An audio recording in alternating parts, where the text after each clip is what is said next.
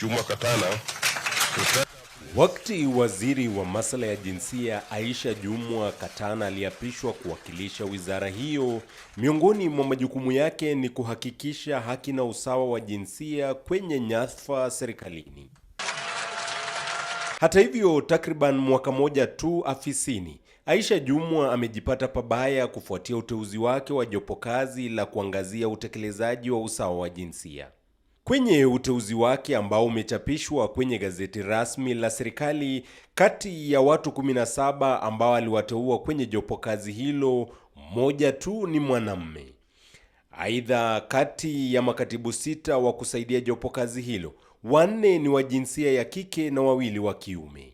Kinaya ni kwamba muundo wa jopokazi hilo tayari unakiuka sheria na kanuni ya katiba kuwa jinsia moja hawapaswi kuzidi thuluthi 2 kwenye uteuzi wa nyathfa za serikali. Taswira inayoibua dhana kwamba kwa Waziri Aisha Jumwa, sheria ya thuluthi 2 ya jinsia inawafaa tu wanawake. Uteuzi wa Aisha Jumwa umetajwa kuwa kikwazo kingine kinachochangia changamoto zinazokumba utekelezaji wa sheria ya usawa wa jinsia. Tayari uteuzi huu umepingwa mahakamani. Wakili Charles Mugane amewasilisha kesi kutaka uteuzi huo usitishwe kwa msingi kwamba unakiuka katiba. Your Excellency, the President. Jitihada za utekelezaji wa sheria hiyo zimegonga mwamba mara 4 bungeni, sawa na kwenye serikali kuu.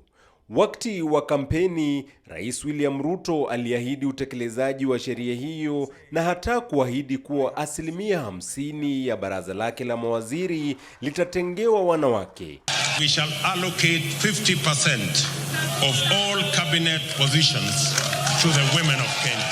Hata hivyo, baraza lake lina wanawake 7 pekee kati ya nafasi 22. Jeff Kirui, KTN News.